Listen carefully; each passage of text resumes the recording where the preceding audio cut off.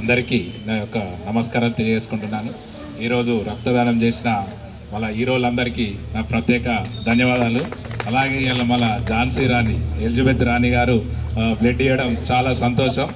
ముందుకు రావడం మన తిరుపతి సార్ గారు మేమున్నాం, మా విద్యార్థులతో మేము ముందు ఉంటామని మొన్న చెప్పగానే లేదు సార్ నేనే ముందిస్తా అని తిరుపతి సార్ గారు చెప్పడం జరిగింది. అంటే మనం ఒక లీడర్గా మనం ముందెళ్తే మన తర్వాత అందరూ మన వెంట నడుస్తారు అనేందుకు మంచి గురువులు ఉన్నారు, మంచి మేడమ్స్ ఉన్నారు. మనకు మీరు మంచి వాతావరణంలో మంచిగా చదువుకొని ప్రయోగాలు కావాలని, సమాజ సేవ దేశ సేవ చేయాలని, एक घंटा देश को एक घंटा देव को మా బాయిజీ డాక్టర్ ఎస్ఎన్ సుబ్బారావు గారు ఒక గంట దేశానికి రోజు ఒక గంట మన శరీరానికి, అంటే మనం ఆరోగ్యంగా ఉంటేనే ఏదైనా చేయగలుగుతాం. చదువైనా ఏదైనా మనం పని చేయాలన్నా కానీ అంటే మనం ఒక వ్యాయామం అనేది ఒక మార్నింగ్ ఒక గంట ఖచ్చితంగా శరీరానికి అవసరం. రెండవది మనం దేశానికి ఒక గంట సమయం ఇవ్వాలి, అంటే మన ఒక సమాజంలో ఒక బాధ్యతగా ముందుకెళ్ళాలని తెలియజేసుకుంటూ, అలాగే ఒక నిమిషంలో నేను మా క్యాంపు ఎక్స్పీరియన్స్ చెప్తాము. నేను ఎన్నో జాతీయ సమైక్యత శిబిరాలు ఎన్వైపి ఏక్తా పరిషత్ నిపాల్లో పాల్గొనడం జరిగింది.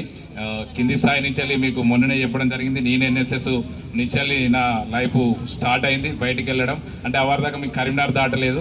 ఎన్ఎస్ఎస్ నుంచి వెళ్ళి మళ్ళీ కాకతీయ యూనివర్సిటీకి ఫస్ట్ క్యాంప్ అయిన తర్వాత దేశం మొత్తం చుట్టి వచ్చిన. మా ఫ్రెండ్ తిరుపతి కానీ అప్పుడు మేము Vivekananda degree college private college అయినా కానీ మేము వచ్చిన తర్వాత ఎన్ఎస్ఎస్ అంటే ఒక ఊపు తీసుకొచ్చిన అంటే దాదాపు 1000 మంది దాకా డైరెక్ట్ ప్రాణాపాయ స్థితిలో ఉన్న వాళ్ళకు డైరెక్ట్ బ్లడ్ ఇవ్వడం జరిగింది. అంటే ఆ రకంగా మేము అప్పుడు సేవ చేయడం జరిగింది. మాకేం వస్తుందో అని కాకుండా సేవ దృక్పథంతో చేయడం జరిగింది. రెండోది మేము అప్పుడు క్యాంపులు చేసినాం. ఎన్వైపి క్యాంపులు దేశవ్యాప్తంగా పోయినాం. మాకు 2009లో అస్సాం నుంచి మాకు ఫోన్ వచ్చింది. మా లెక్క ఒక యూత్ లీడర్ నుంచి ఫోన్ చేసింది, ఇట్లా మాకు కిడ్నీలు ఖరాబ్ అయినాయి ఒక అమ్మాయికి, ఆమెకు కిడ్నీ ట్రాన్స్ఫర్ అలా తాతిస్తాడు, వాళ్ళకు కొంచెం సాయం చేయండి, హైదరాబాద్ వస్తారు. మేము ఉండేది కరీంనగర్. వాళ్ళు నాకు ఫోన్ చేసారు. మేము ఒక స్టూడెంట్స్ అప్పుడు కార్ లేదు.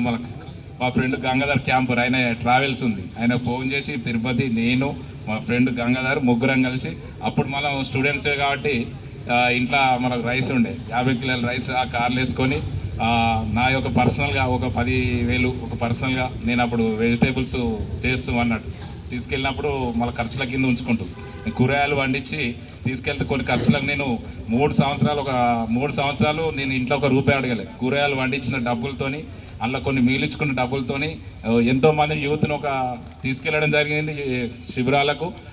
ఆ రకంగా ఆ రోజు 10,000 నాయి, 10,000 మా మిత్రులు తిరుపతి గంగాధర్ ఇంకొక 3-4 కలిసి ₹20,000 తీసుకుపోయి మావీర్ హాస్పిటల్లో పోయి డాక్టర్తో మాట్లాడి వాళ్ళని రిసీవ్ చేసుకొని వాళ్ళ కుమ్మరవాడిలో ఒకటి రూమ్ సెంటర్ చూసి ఆ రూమ్కి 20,000 అడ్వాన్స్ ఇచ్చేసినాం. 3 నెలలకు 20,000 ఇచ్చేసి 50 కిలోల రైస్ వేసి వాళ్ళకు చెప్పిన, వాళ్ళు పేదవాళ్ళే, వాళ్ళ తాతరెడ్డిని కిడ్నీలు ఈమెకు లేవు కాబట్టి ఒకటి ట్రాన్స్ఫర్ అవుతుంది అన్నట్టు.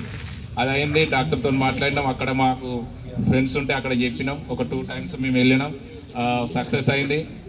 ఆమె వెళ్ళిపోయింది. 2009లో అయింది. అంటే ఆమె ఇప్పుడు ప్రజెంట్ గౌహతిలో హైకోర్టు అడ్వకేట్ అయింది. మేము 2009లో అక్కడ పోయి కలిసినామంటే మేము కలవలేకపోయినాం. మళ్ళీ మీ శిబిరాలు అటు ఇటు వెళ్ళినాం. 2016లో మేము లూమ్లాలో టిబెట్, భూటాన్, చైనా బార్డర్ 3 దేశాల బార్డర్లో లూమ్లా అరుణాచల్ ప్రదేశ్లో క్యాంపు పోతున్నాం అని తెలిసి అక్కడ ఒక జిల్లా వాళ్ళు వచ్చారు. వాళ్ళ జిల్లా నుంచి వెళ్ళి అస్సాం నుంచి వెళ్ళి రావడం జరిగింది. మేము 10-15 మందిని తీసుకెళ్ళినాం. తిరుపతి, నేను, మా గంగాధర్ ముగ్గురం ఉన్నాం. మీరు రావాలి, మీరు అప్పటి నుంచి ఇంతవరకు రాలేదు, మా విలేజ్కి రావాలి, మా డిస్టిక్ రావాలంటే సరే చూద్దామండి అని మేము చెప్పినాం. మేము క్యాంప్కి వెళ్తున్నాం. నేను బెంగాల్ దాటంగానే నాకు ట్రైన్లో ఏదో డస్ట్ వచ్చి పడి నాది మొత్తం బ్లడ్ అయిపోయింది. కన్ను అంతా రెడ్గా అయిపోయింది. నా పరిస్థితి ఏంటంటే కళ్ళు బాగా రిటర్న్ వచ్చే పరిస్థితి ఉంది. తిరుపతికును మా గంగాధర్కి చెప్పిన, మీరు క్యాంపు తీసుకొని వెళ్ళురి, నాతోనైతే నేను గౌహతిలో దిగేసి నేను రిటర్న్ వచ్చేస్తాను, నాకు ఈ కన్ను బాగా రెడ్ అయిపోయింది అని చెప్పిన.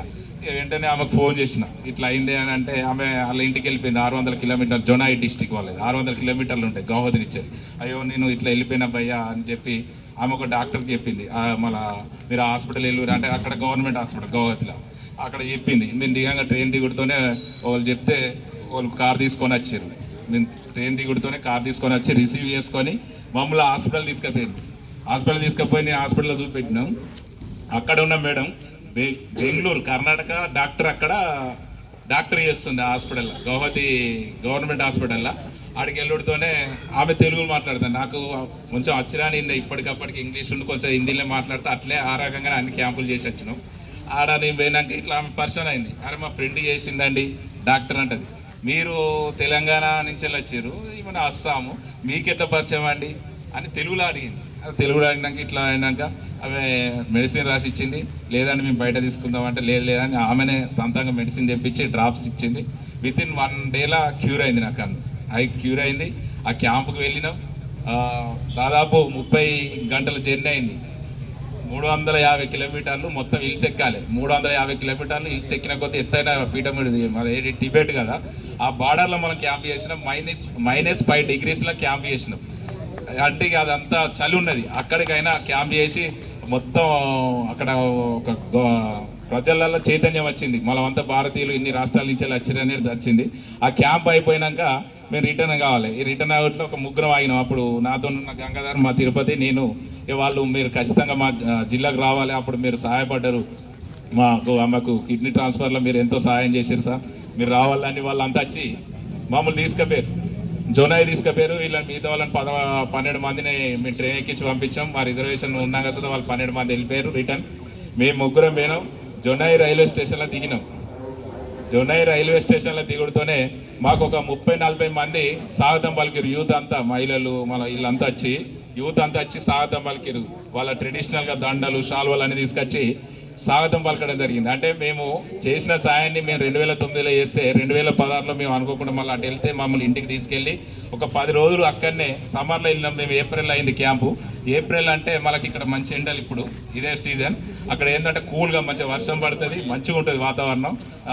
మనం ఇక అక్కడికి వెళ్ళినాక 10 రోజులు సార్ ఘన స్వాగతం. మేము అప్పుడు నేను కార్పొరేటర్ కాదు, అంటే ఒక సాధారణంగా ఒక యూత్ లెక్క మనం వెళ్తే అక్కడ ఉన్న 40-50 మంది యూత్ వచ్చి వాళ్ళ ట్రెడిషనల్గా అస్సాముది ఉంటుంది, బిహుది ట్రెడిషనల్గా వచ్చి వాళ్ళ స్వాగతం పలికితే మాకు అంటే కళ్ళల్లో నీళ్ళు వచ్చినాయి. అరే మేము అప్పుడేదో 2009లో చేసిన సాయానికి ఇప్పటికి గుర్తుపెట్టుకొని ఇంత దూరం మాకు గురించి క్యాంపుకు మేము వస్తున్నామని వాళ్ళ డిస్టిక్ వాళ్ళు యూత్ క్యాంపుకి వచ్చి మమ్మల్ని తీసుకొని మేము ఆడ దిగినాక ఇక స్వాగతం పలికినాక మా ఇంటికి రాయంటే మేము ముగ్గురిని బ్యాగులు అందుకొని మమ్మల్ని తీసుకెళ్తారు. మా ఇంటికాడ ఉండండి, మీరు మా ఇంటికాడ ఉండండి. అరే మేము బాగా ఇక ఏడ్చుడే తక్కువైంది మాకు. అరే ఇంత ఉంటుందా మనం చేసిన సాయం, ఇంత గుర్తుపెట్టుకొని ఇంత ఆప్యాయతతో మనం వెళ్ళినాం.